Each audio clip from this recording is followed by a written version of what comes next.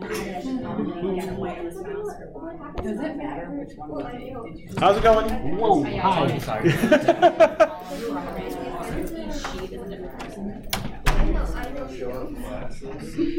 But you also know what's going on. Like I can tell you. I can tell you. How's Cubic Spline stuff going? It's going. Maybe I'll get GeoGebra to work. I have it downloaded on my computer too. You have it. Oh. Can you zoom in? See the difference? All right, let's see if we can go through. Yeah. Wait, isn't this supposed to be your matrix? No. So, that's why then you need to do little d and big D. So like the difference in x's and then Okay, I have my, this is what, I have my calculator right here. So I'm going to go into second minus first. Your probability should be somewhere around. That's my little one.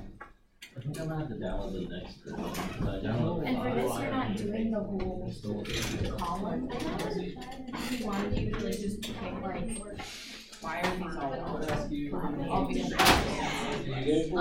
but we don't. But right. But like, don't use. I got the extent all of these. Not do like everything. Okay, can I see your extent? Kind of, yeah. What you want to do is Here's Zoom. find a spline that goes through those points, and then the other points to see like how close. Use like 5. Well, mine just doesn't work the if statement. Can you go back? I think you do a right click. It's there, you just can't see it. Equals if One.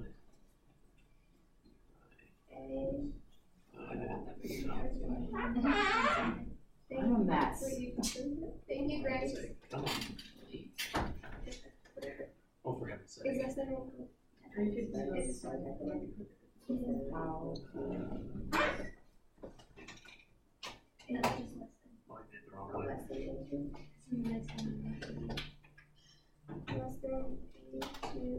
No, not sure this is any faster.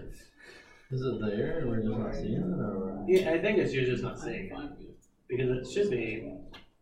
So way up there.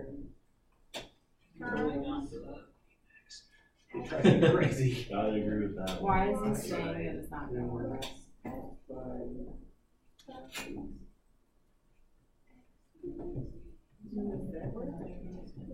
Part of it. Yeah, I just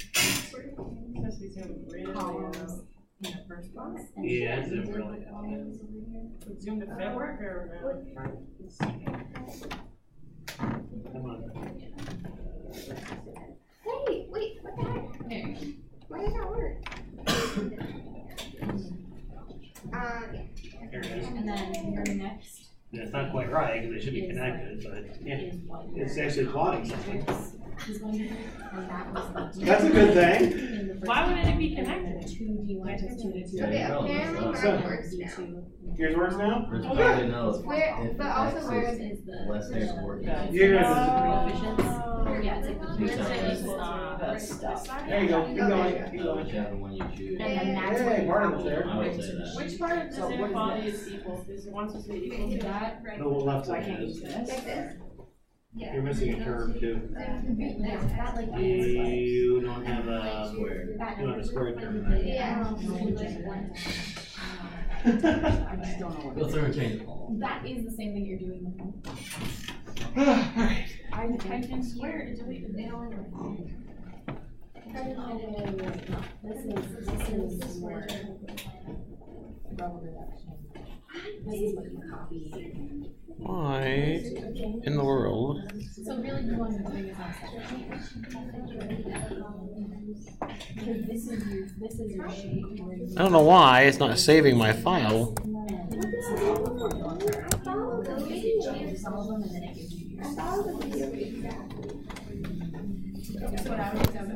Well, you followed the video enough to tell me that I did something wrong in the video. Yeah. Exactly. And then once you have them, And it didn't, it only didn't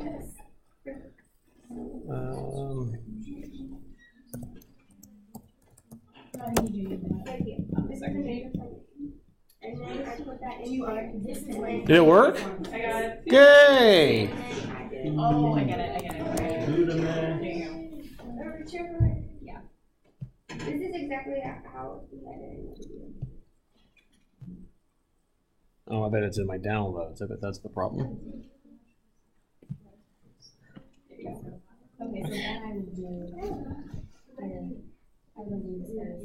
All right. So I want to go back and do this stock data one more time. See if I can mess it up again. All right. So if we wanted to create the cubic spline from this data, I need to get my deltas, right? So I need A2 minus A1 here. And copy down. And I need my B2 minus B1. And copy down. And then this is, to create that tridiagonal system again, I need my C1, my, 2C1 plus 2C2 and C2.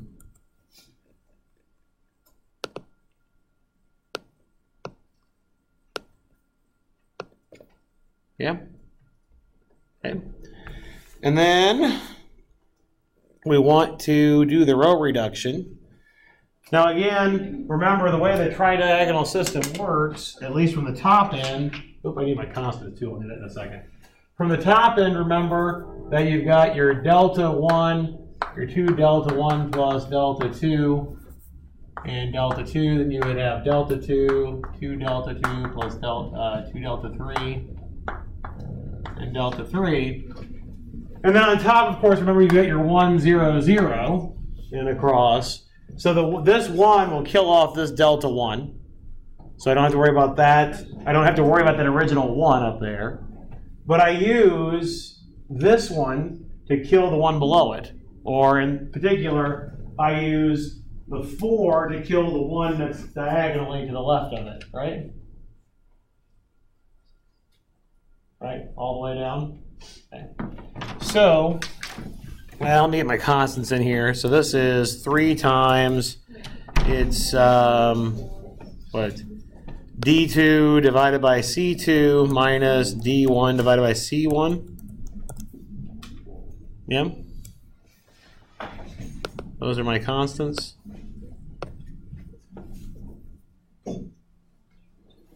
So then, over here, I'm going to, remember all of these ones are going to get killed. I don't really need to store them. It's these coefficients that I need that are killing the ones that are diagonal, right?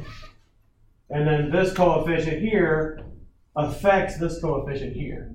And then the constants are affected. So in this one, I just need to do G2, no, not G2, G1, H1, oops, and I1.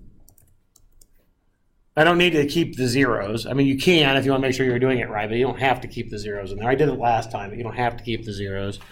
And again, like I said, if you've got this set up correctly, you don't have to change it from problem to problem. You can just change the data points, which is nice, so you don't have to redo it every time. All right, so then over here, this entry is going to be when we take the L2, multiply it by the quotient of the, what is it, the F2 and the K1, and add it. All right, so this will be, I want it to be G2, and then I want to subtract off, what is it? It's F2 divided by whatever's right above it, the K1, and then times the L1. If I did that right? The quotient that we need, I need to make this a 0, right? So that's why it's minus. I've got to divide by what this value is and then multiply by that to make sure that they cancel each other out. So that's where I'm getting the F2 over K1. I don't know if it's the same letters as we came up with last time, but okay. And then multiply it by the L1, which is here, and then add it to the G2. And then this one here is just going to be copied over again. So this one should just be whatever H2 is. And then this one is what? It's the M1, or no, sorry, not M1. It's the I2 minus, again, the F2 divided by L1, and then it'll be times the M1. The same rate, not L1, K1. Sorry, that should be a K1. I'll change it in a second. But this is the same ratio that we used over here, right? Again, it's taking the 4, dividing it by itself to make it a 1, multiplying it by this value, and then negating it so it's actually equal to that. So when you add it, it goes away, makes it a 0. I need to change that to a K, though. I do need to zoom in, don't I?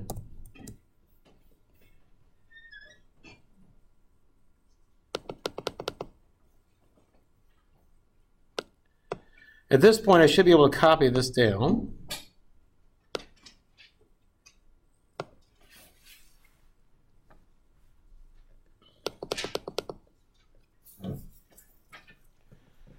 And now then the same idea, if we think about what the bottom looks like, remember your last row is delta n minus 2, 2 delta n minus 2 plus 2 delta n minus 1, delta n minus 1. And then we've got all those zeros leading into a 1. Right? And then also remember that your constant on the end here is 0, and then whatever this constant is here, I can kill this delta n minus 1 with that 1, and it doesn't affect that constant. So in particular, I can make this term go away without doing anything. It's going to end up being 0 all by itself anyway, so this constant won't change. To make this one a 0, though, to make the one above it a 0, where you've got your delta n minus 2, I've got to work off of this one and go to that one, right? I got to use this one to get rid of that one above it. Now, I'll change it to a 1 first, so that all we have to do is multiply this by the negative of that, and add, so it goes away. So then when I do the appropriate thing with the constant, I'll just need to take the constant times the negative of that and add up. Okay. So let's change them to 1s to start with. So here I want the K1 divided by itself. And I don't want to change the column, so make the column absolute reference. And then pull it down.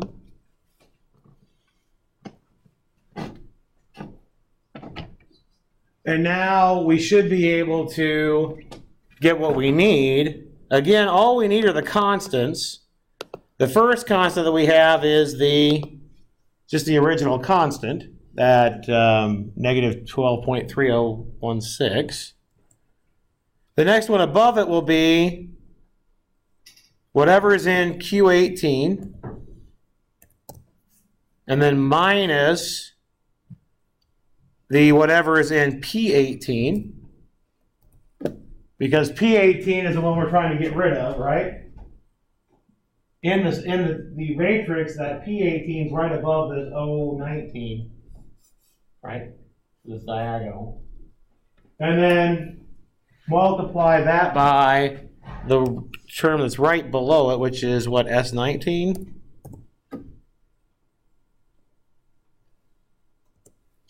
And then I should be able to copy this up. And those should be your C's then. Like I mentioned before, though, as long as you've got this set up in a spreadsheet, you can change your point to the original spot, and you should get everything else to change. Once this is set up once, you should be done. That's for a natural cubic spline. We're going to talk about how we can change the endpoint conditions and get other systems that you can solve, but we'll talk about that here in a little bit. So far, so good with that, though? The one error that I made in the video last time, remember that when we're trying to get these constants, we want to work from bottom up. I started with a small one, right? I had just a few up here, and I took that last cell and copied it down. I didn't catch the formula. All I copied down was the equivalent of the equals Q19 there. That's what caused problems. What I needed to do was to grab the one right directly above it and copy it down, and then change the last one just to an equals that last one here. That was what I did wrong in the video. Yeah, okay, so in what we did the other day, the I was the same column as our D basically, but here today we didn't do that. Say that again? What's your...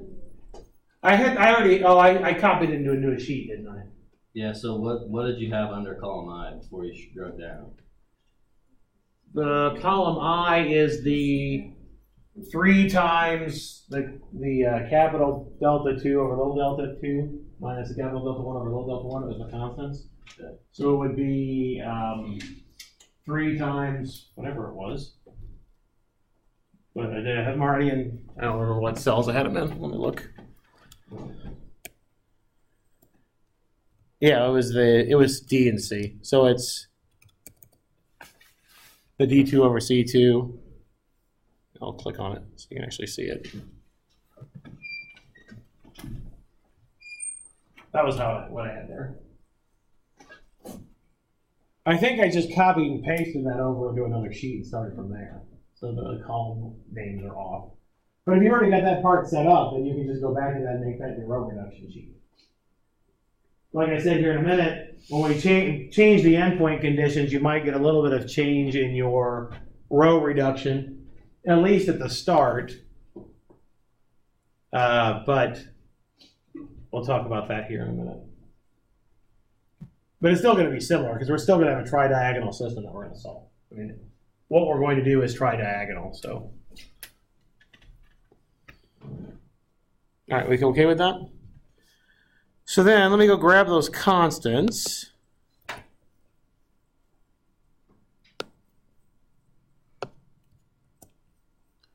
And take them into GeoGebra.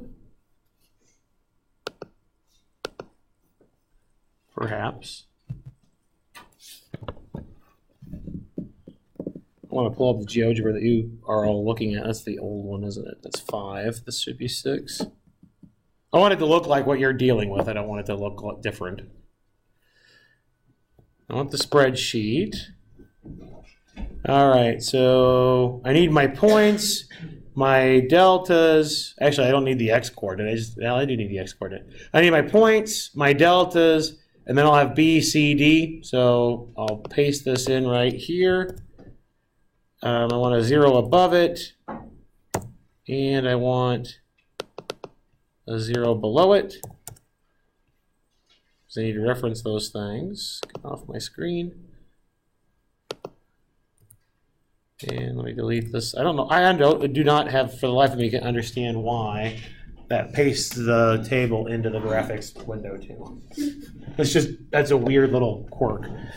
All right, now I'll go back over to Excel. Let's grab our points and our deltas. I mean, we could always recalculate the deltas if we absolutely needed to, but I might as well just copy and paste it over since I'm here.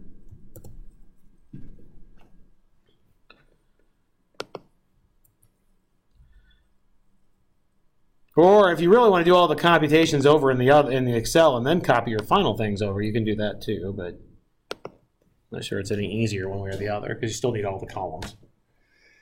Then your B is what? It's delta, capital delta over little delta. So D1 divided by C1. And then minus C1 over 3 times 2 times F1 plus F2. I did that right?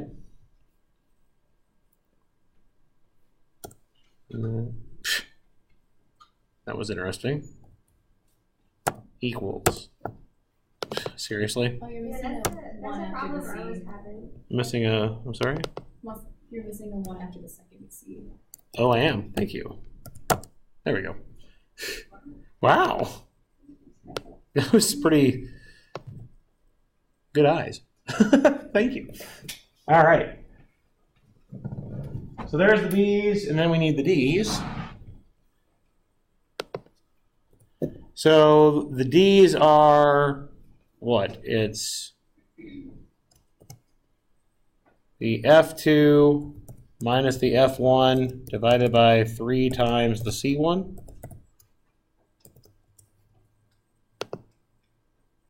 Copy that down. And then time for the if statement. Seriously? All right, so just so we can actually see this whole thing here. All right. So I have equals, and then I want to do if my x value, which is the A1 to A2. So if my x value is between A1 and A2, then I want the equals on the A1 but not the A2. And like I said, I'll mention y here in a minute. I really am going to get to do stuff here in a minute, 25 minutes into class. Then we want to do B1 plus E1 times x minus A1 plus F1 times x minus A1 squared, and then plus G1 times x minus A1 cubed. Otherwise, it's 0. Now, I do notice that I actually have, honest to goodness, graphed something here. As soon as I see a graph in the graphics window at 0, I know it has graphed something. So if you're just not seeing the rest of the graph, you just probably need to zoom out. Now I'll copy this down. And now if I go over to my graphics window, let's see if I can do the zoom to fit, see if that works first. There we go. We actually have something that looks like it's supposed to look. On the first try. Yay! Woo! Sorry. I'm very excited. It actually worked. Okay, cool. So here's one of the things that I want us to use the cubic spline for. So now, remember I told you that when I made this data with that Boeing stock data, I made it for the first day of the week, the first day of the trading week, as what I used for my points to model. So that if I look at the middle of the trading week, it probably won't match up in the middle. So to illustrate what I mean here, let me go grab the stock data.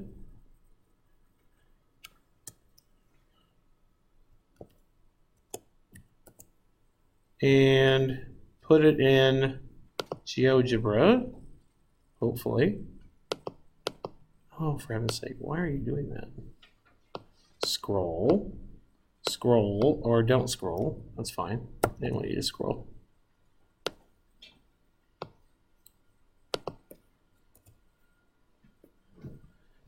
All right.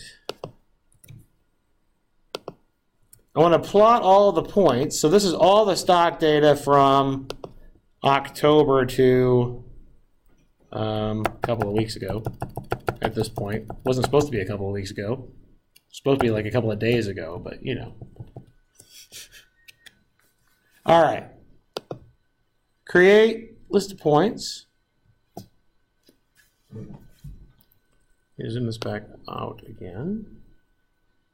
So you can see, hopefully, you can see where the spline does go through some of the points. It should be where they match up. This should be the ones we use to interpolate the points, right? Well, we've got other points around it, which the spline's close, but some of them are farther away than others. So one of the things that you might want to do is figure out the difference between those two. If you've used a few points to interpolate, and then want to approximate the other ones, you might want to figure out how bad that error is. So to show you how to do that real quick, or don't expand that. There we go. All right, let me turn off the graphics window for a minute. All right, I'm going to go back up to all those if statements, maybe. Okay. I'm going to highlight those if statements.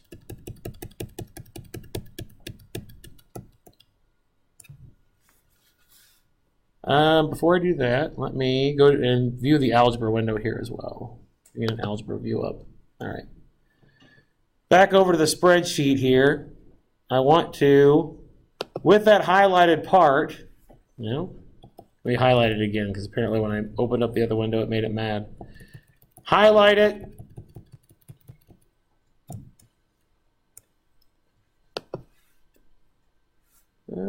Create a list. Should have created a list somewhere. Probably way back up here. All right. So notice that L2, when I scrolled back up here, L2 has a list, right? So what that is a list of the all those if statements. What I want to make out of this is a single function, okay? So to do that, notice it saved the list as L2. I'm going to go back to an input bar here because I want to input something. I want to say f of x is equal to the sum. Notice that there's a sum command in GeoGebra. I want to do the sum of the list. And again, the list is L2. And it should have put my function in there. Again, I don't know why it groups these things. There's my function up at the top. Notice it doesn't look anything exciting. However, if I go back down here, if I start putting in values for x, so for example, if I put in f of 1, it should tell me what f of 1 is. Again, scrolling back up to go look at it. F of 1 is 357.75. If I go back and check my data, I should find that f of 1 really was 357.75. So it has all those numbers in there. What this helps us do now is I know what the true value is here at each of the stock data points. And now I also know what the approximate value is. So if I go back over here into GeoGebra, I don't need the algebra window anymore. In the spreadsheet, notice in the spreadsheet here is all these values, right? I now have the function stored. So I can compute the function value at each of all of these inputs.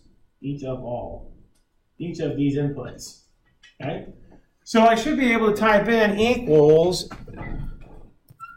f of I1 and copy that down.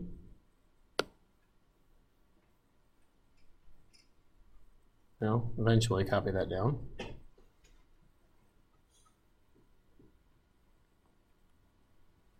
There you go. And it gives me, I can compare them quickly, but notice it gives me the difference. It shows the value that the stock was actually at versus the approximated value using the spline. So now you could subtract them and see how far apart they are. Right? See how good of approximations you have. You could do relative error at that point. You could do observed minus the true value divided by the true value. That would give you relative error, right? So you can see all of these things now from having had the function put in and can actually plug in the inputs and see the approximations. If you've done everything correctly, you should see that it agrees at all the points that we typed in originally. It does. Which is not a huge surprise since we already saw them butt up against each other. This is the main reason why that you should put less than or equal to on one of the endpoints and only less than on the other. If you put less than or equal to on both of them, it'll do it twice. It'll satisfy both if statements and have the same output twice. So you'll get double what you want at the endpoints. So it'll be messed up, but yeah, do it. But you can never use like cubic splines to predict past the data you have, right? Yes, yeah. Okay. Yeah. So what are they like used for usually? To give you a better interpolation of what you had to start with in the middle. Okay. Yeah. Okay. So we already seen some of the interpolation stuff could get wild because the polynomials get higher degree. This can't happen because your polynomials can get at most degree 3. Okay. Okay. But yeah, you're right. We can't use this for future prediction, unfortunately, because it stops at that last knot. Yeah. And you can look at, I mean, stock data probably isn't the best thing because you're not going to predict old stock data. Yeah. It was more practice than anything else. But if you've got some observations that you know fall in between certain values, then you can try to predict in between. Okay. Yeah. Like experiment replication, for example. This okay? So I asked you to work on the baseball data, right? Get 1 or 2 of those splines made up. See if you can do the step further where you can get the function made. And see if you can look at differences between the values you came up with and the predicted value you get. So take a couple of minutes to see if you can do that if you've got your computers with you and have done the baseball data. So you can get that done. And then I'm going to add one more thing here with Cubic Spline.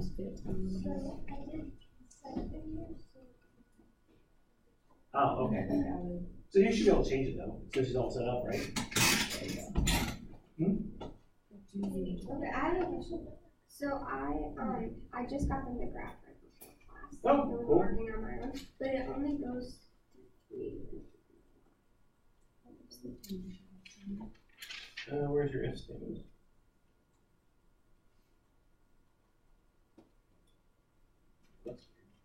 Yeah, I mean, so when I checked everything as we were going along, everything in the spreadsheet, and it seemed like it was, calculated correctly. Why don't you just go back over your good and copy it back down? Just copy it back down.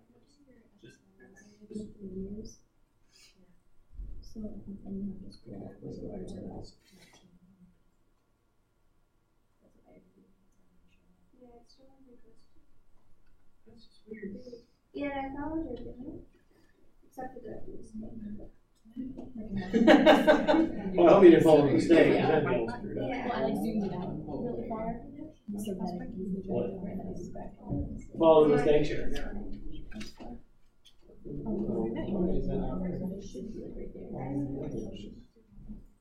Go back over your if statement.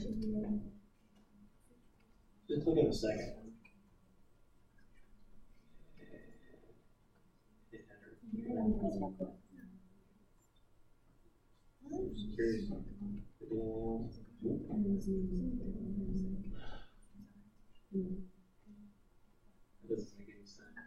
But it wouldn't be anything else.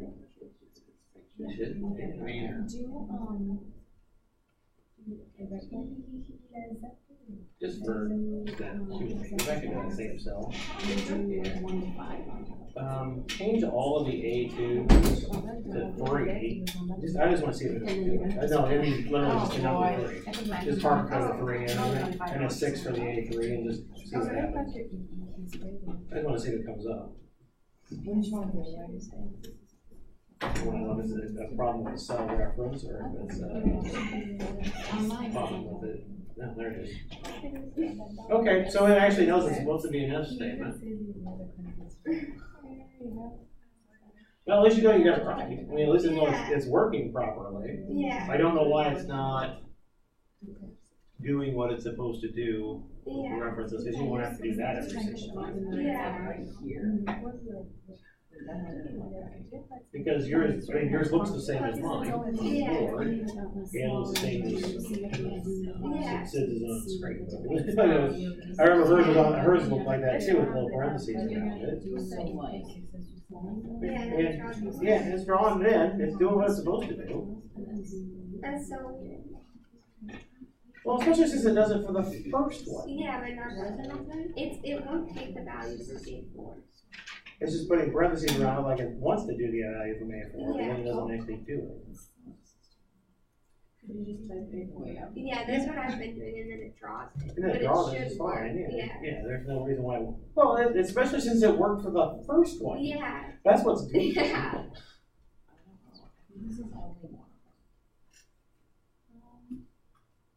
So you did everything right. It looks exactly like it's supposed to do.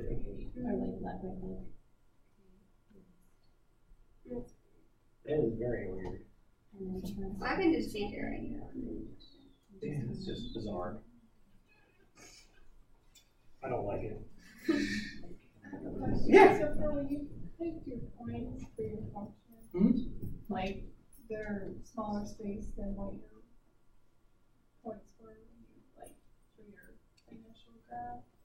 You talk about the difference between this and this? Yeah. Okay. So like I chose mine like the data from like consecutive years. So do I need to go change that and like skip years? Yeah, skip some years and see. Yeah. Yeah. I'm just tired. How do you get it to graph?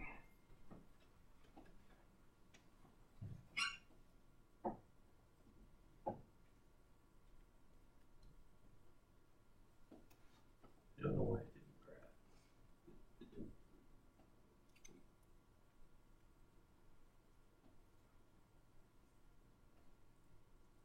Oh, for God's sake.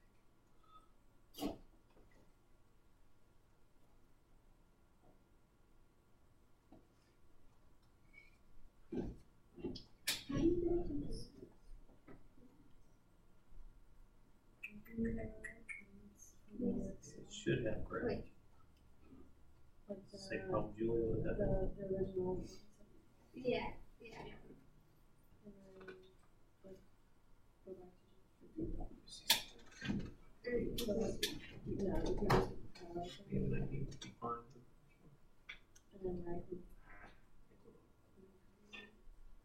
List of points.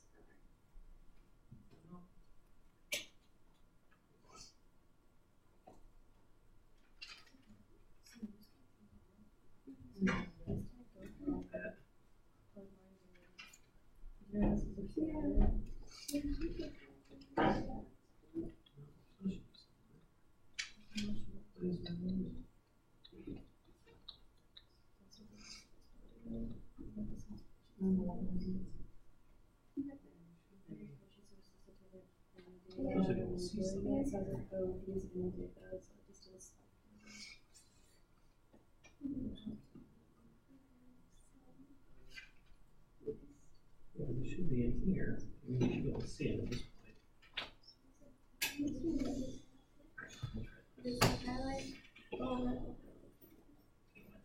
Highlight. Alright, so let's use this to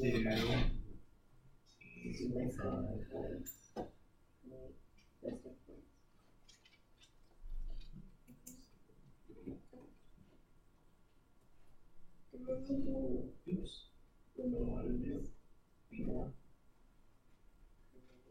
I don't understand why it's not doing it right.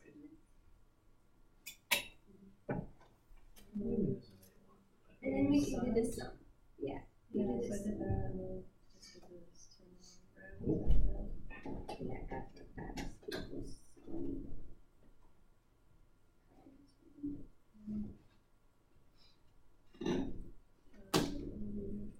then we do f of x. We do f of this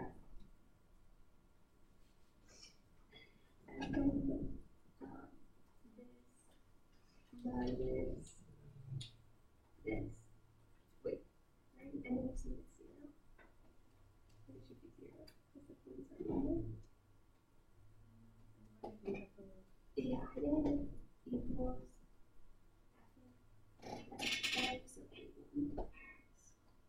That's how. Did you get this one? Make all your.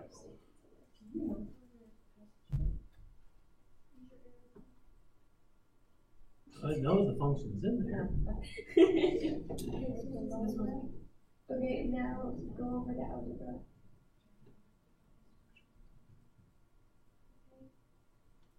And then you equal sum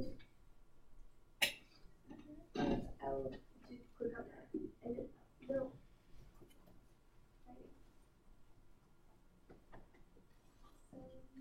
Click on that. L2. Okay, L2. I think that's a little. Yeah. I see that. And then I think we're supposed to get the other points. So that's the problem. Well, like, okay, so. All right, we'll have to work on it some more. I don't know why it's not doing that. I mean, you should still be able to do what we just did here. What did he? Because it's obviously reading the function, this is not plotting the function. This is just, yeah. It What is it that you does have this to one for a little bit. plug in for the input in order to get the error? Say it again? I missed that. What you plugged in for the input Okay, and then I have to plot the data in between and see. Oh, to get the error. Oh, so this is your list that you did here? Okay, so then I just did type in f of x This is what I first wanted to. and then equals, and then you go back to your letters. Yeah, go back to your actual keyboard. Oh. Okay, sorry. There you go. I thought you meant like Yeah, this list nope, over and there. then hit sum, SUM, and then parentheses, L3. Because you took this thing out. Might have capital letters on those things, so if I can see it. Nope, oh, there it is. Okay, so now you should all do it. So then I put, you know, over here I put f of F of the inputs, yeah. right? Yep, F of I, whatever the cell reference is should work. Okay.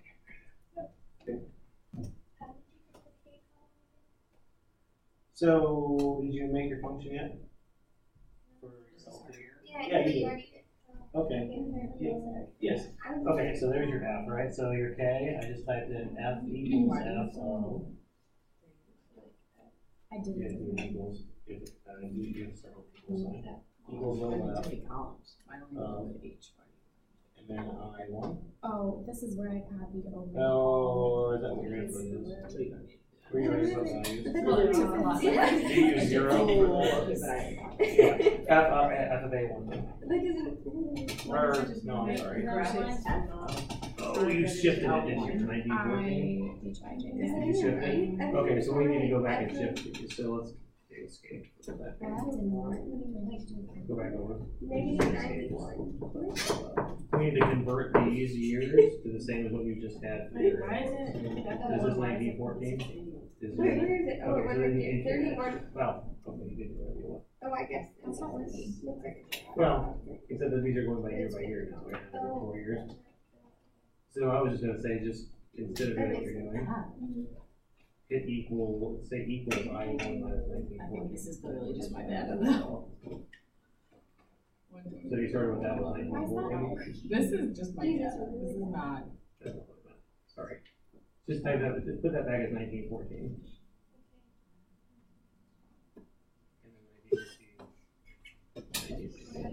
Okay. Okay, so now just put here what equals I1 minus 1914. Just shift it over to 0. Because that was how you started, right? And then just This one grabbed. There you go. And then do your equals F of K1. Yeah, just like that. Okay, cool. Yep, those are your predicted now values now. You can make a list of 22 if you wanted to. You wanted us to find the difference between. Yeah. To see if it's accurate. You can just see what they look like. Yeah. Oh, It's not accurate. it's not. I just did the difference between these all the points and the difference between that value. Okay. Cool.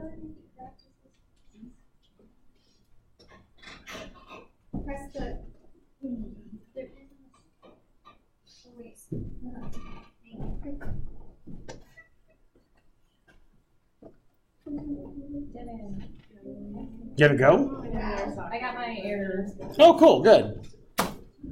Oh, sorry, Morgan. You did have your hand up earlier. Oh, good. My apologies. So I changed, like I got some that were more spaced out. Okay. So, and I copied those because that changed, but should that row be gone? Does it not go down? Yeah, it doesn't go yet. It just goes one less than that. Yeah. Yeah, so your deltas go down, shift up a row as well, and then this also goes up one more row. So then this is what I put into the thing. Yep.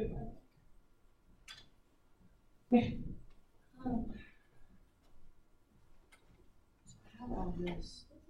Is this right so far? Yours is good? I did the. Okay, yeah, that's good so far. This is one that's right. Yep, that should be one less, and the next one over should be one less as well, yeah. Yep. Wait, okay, so Mm-hmm. Yeah, that's right. Yeah. Yep, that looks good. That looks good. Yep. Yep. So far so good? I'm starting over. That's what I have to do. I did like a on base percentage the first time, and I was like, these numbers. Yeah. Okay. So, the column B for our C, like now it's showing the last row is not. Okay, so just retype it. What time are you going I think it did it. It was the right value. It was the same value. Okay. You just have to change the last row to make sure it starts in the right spot. But it should be okay anyway because it's just using it. Since it's referenced the cell below it, it's doing it 0 times it anyway, so it shouldn't change it at all. That'd be a little messed up. no, that's what will happen with people. This is like a bigger. You all start at the same time. Well, okay, I don't know. I think I really agree. So you have to put in your estimated ones that are. They start but like when they start like if you have the same Yeah. you have the same Yeah, at the like same. wave. Yeah. But wait, All right. really?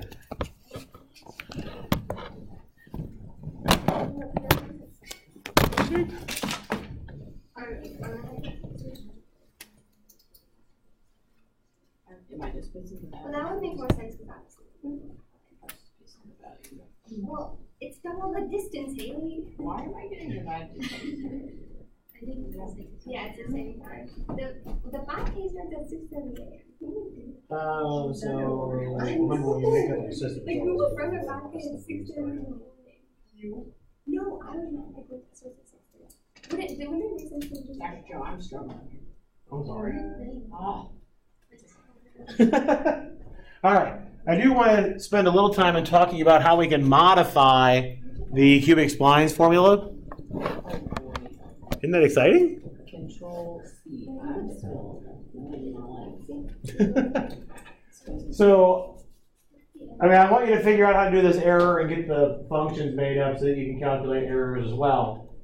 What I want to talk a little bit, though, is about your cubic splines and how you can modify the cubic splines to perhaps fit your data better than what you had been doing before. So this is a lot about what doing modeling is, about what doing applied math is coming up with a model, seeing how the model fits, tweak the model to make it better, and repeat. Okay? A lot about what applied math is about. So what we've talked about for cubic split, that's basically what we've done so far with this whole idea with polynomial interpolations, is we started with an idea of how to interpolate. We saw that the function could possibly wildly oscillate because the more points you get, the higher degree polynomials you get, the more turning points you can get, so the crazier things can get. So we switched over to do these cubic splines to see, okay, what happens if instead of trying to make one polynomial fit all of them, let's try to piece together some polynomials and get them to go through all of them and make it so we don't have as many turning points. Now, the way we did that to start with, though, was to force inflection points at the endpoints, right? Well, that's not the only thing that you might have wanted to do. It was to try to get those, make sure the pieces match up so you had enough equations so you could solve for all your unknowns. But there are other ways that you might have tried to fix this. Another way that you might have tried to do this is by making the curvature a certain value. So you might have had a curvature adjusted spline.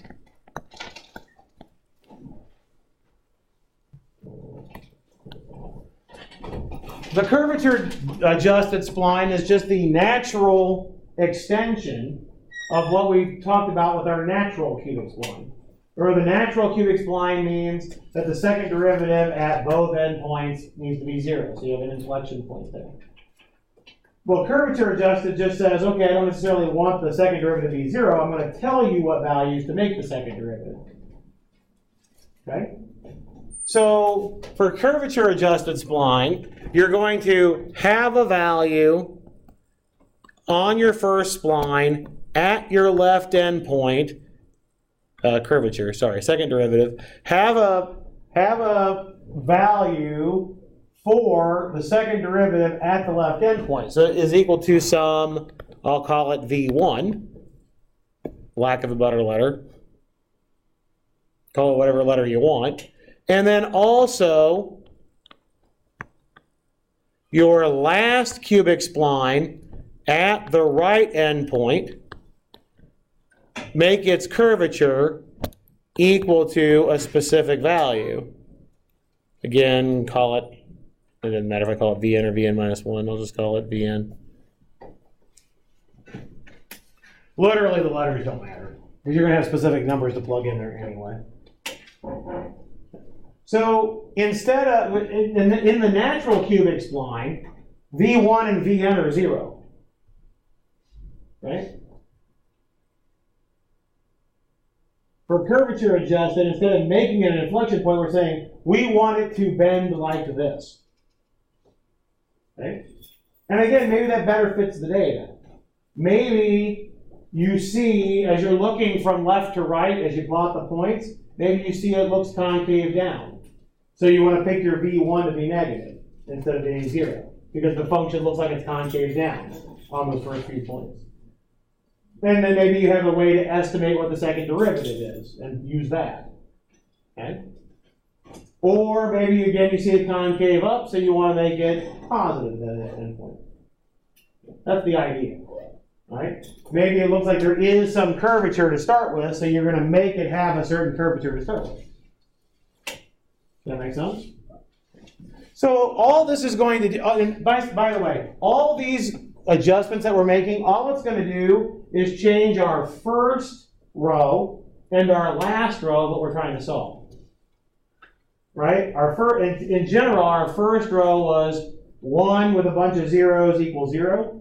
And the last row was zeros, 1 equals 0. Right? And that was forcing an inflection point. Okay? So how does that work with the curvature adjusted spline here? Well, if we think about what the derivative is, remember that your S1 is equal to your Y1 plus B1 x minus x1 plus, this is of x, plus C1 x minus x1 squared plus D1 x minus x1 cubed. That's what our first spline looks like, right? This is what it was in general. So I want to take the second derivative and set it equal to this B1. Well, the second derivative, when you take the second derivative, what's going to happen to this term? It goes away. What's going to happen to this term? Goes away as well, right? The only two terms that are going to survive are these two, correct? The N2, S1 double prime of x is going to be 2C1. When I differentiate that x minus x1 twice, the x will go away. And then we'll have plus 6 D1 x minus x1.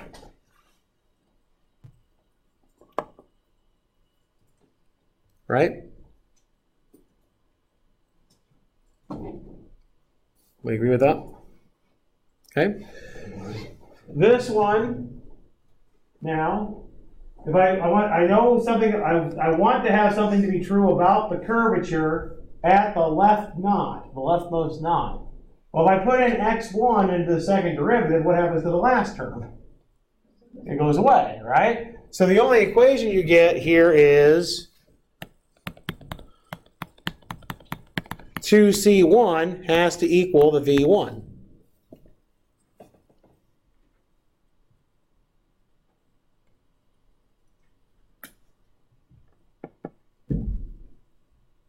Right? So far, so good? All right. So now let's look at the last one. So this would, by the way, this would mean that instead of your first row being 1 and then a bunch of zeros equals 0, your first row instead will be 2, a bunch of zeros, and a V1 here on the end. So in particular, your C1 wouldn't be 0 anymore. Your C1 will be V1 over 2. Now the rest of your row reduction won't change. The rest of your row reduction won't change. Yes, it will. I'm sorry. There's one adjustment you'll have to make in your row reduction, because remember we used this 1 to cancel out this delta 1 in the row reduction, right? We would, in this case, we'd still use the 2 to cancel out this delta 1. But notice again, you'd have to adjust your constants, right? Because you'll have a V1 and not have a 0 here anymore. So you'll have to use that V1 to adjust that first constant. We'll do that in a second. I'll show you what I mean. The rest of your row reduction will be the same format. You'll just have to adjust that first one. Let's look at the last spline.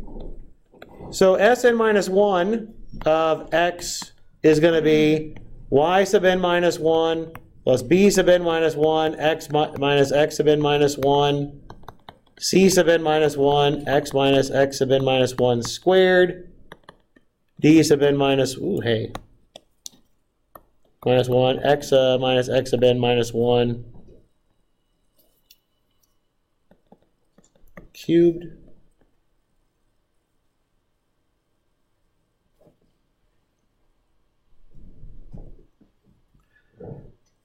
Same idea as before. We'll differentiate this twice. The first two terms will go away. You're left with something that looks very, not sub x, not of x1, it's one of x. We're left with 2cn minus 1 times x minus x sub n minus 1. And then, not times that, sorry. That's a constant. Let's think about the last one. 6dn minus 1 x minus x sub n minus 1.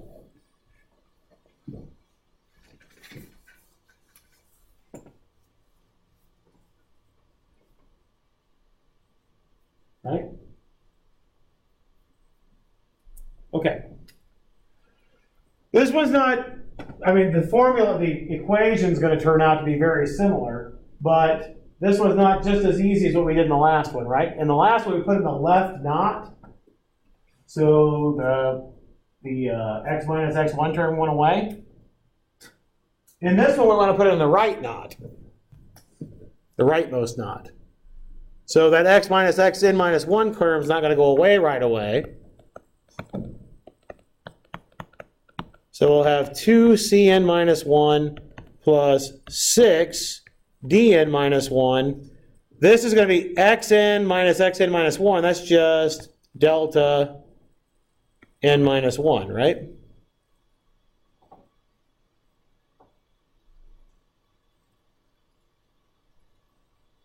Right, your first delta is x2 minus x1. That's our delta 1. Do we have a formula to plug in for d sub n minus 1?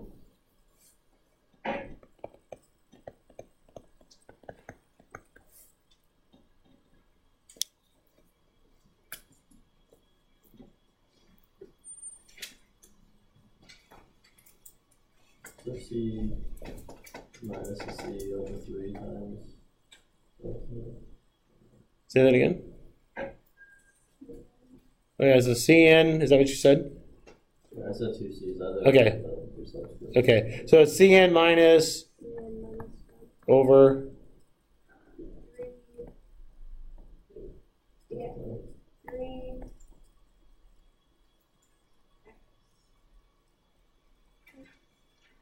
Which delta is it? Good. This is a good thing, right? Because what's going to happen? Yeah, the delta n minus 1s are going to cancel, right? The 3 will go into the 6 2 times. Anything else nice happen?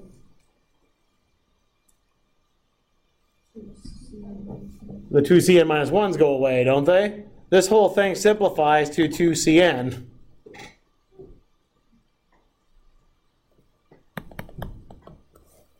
So that's our other equation. So we get the 2cn equals vn. So what we get then for our tri-diagonal system is you'll have a 2 in the upper left-hand corner,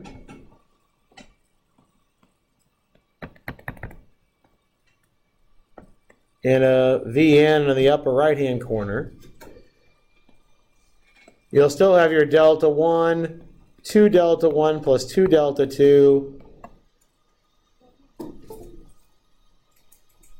Just happened.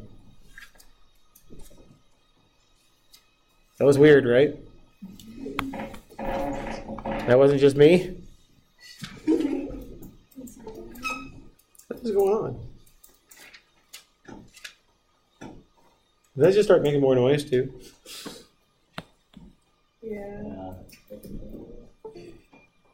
Is it thinks it's overheating, perhaps? All right, well, I'll write it on the board then. Maybe I'll mute this and see if it'll chill off a little bit. I like how the mute makes it blue. It's not really muted. It doesn't really help with this. Maybe I'll turn it on the next one, but let's just write down what the system has to look like. So we have a 2 in the upper left-hand corner, and a V1 up in the upper right-hand corner.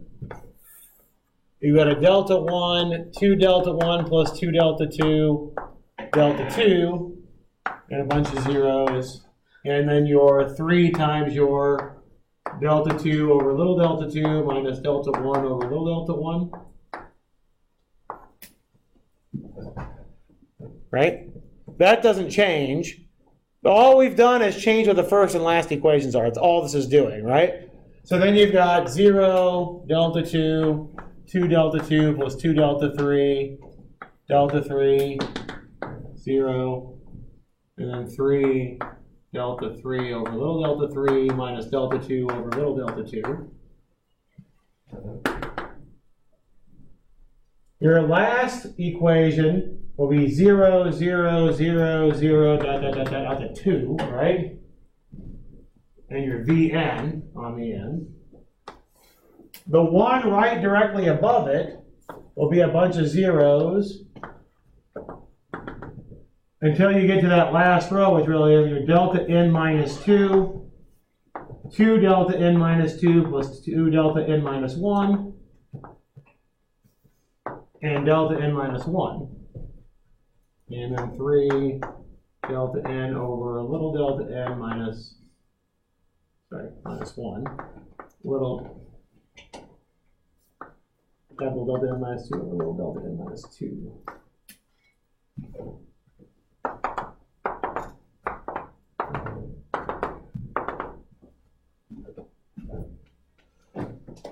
So again, what's going to happen is that you're going to have some adjustments before you start your row reduction in this particular case. Okay? And the adjustments come in the form of what? Well, instead of using a 1, we use this 2 to kill this delta 1. Right? But that doesn't really change anything over here because still all of these are zeros, right?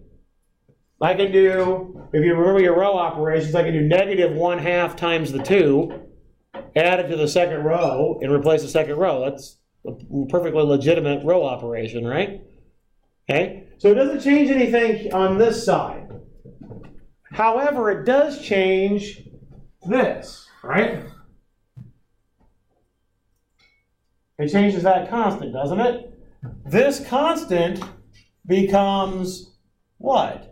3 times the delta 2 over little delta 2 minus delta 1 over little delta 1 minus, what do we have to do here? I need to divide this by 2 and multiply by negative delta 1. So it's going to be minus delta 1 over 2 times your V1. Your first constant gets changed in your row reduction. Nothing else gets changed in your, well, that's not true. Nothing else gets changed in your forward step of your row reduction, right? Because you get all the way down to here to get rid of your 0, to get rid of all your 1s, right? You get to this point, going forward, okay? So all you have to do to take care of the forward part is replace this constant with this value and then work forward. That's the only thing that changes in your forward part of your spreadsheet. Okay? It's the only thing that changes. For the reverse part, what happens? Well, remember, we already had a 1 and a 0 here, so nothing mattered. We can just kill that one without doing anything. But we can't do that, right? In this case, because now I have a 2 and I have a Vn, right? So after you go through the forward part, whatever this number becomes, you're going to have to, before you do the backward part, you'll have to do negative delta n minus 1 over 2 times the Vn and add it to that constant. Not this one in particular, but the one that's in that same spot. So when you go through your forward direction, whatever this number turns out to be, call it K, that number is going to change, right? As you go through your row reduction, right? Because remember, we used this row to change that one, that row to change that one, that row to change that one, right? This number is going to change at the very end, right? This one won't. You'll still have this same expression, right? So you'll have whatever this K is, and you still have a 2 and a V1 and my Vn, right? I have to get rid of this delta n minus 2. So before you do the backward step, you want to replace that K with K minus delta n minus 2 over 2 times your Vn. And then work your way back up again. That initial constant is going to get changed. The reason why they didn't get, remember, when you look at your row reduction, when you started, the very, very upper right-hand corner didn't change, right? You changed everything below it, right? And then you got to the bottom, and as you worked up, that lower right-hand corner didn't change. The reason that neither of those changed at those steps is because in the far upper right-hand corner, you really had a 0 to start with, so it didn't affect the row below it. And then when you get to the bottom, that lower right-hand corner really had a 0 again. It didn't affect the one above it as you're trying to reduce up. Okay? So if you do this with curvature adjusted, before you start the row reduction to start with, you need to change this constant to this.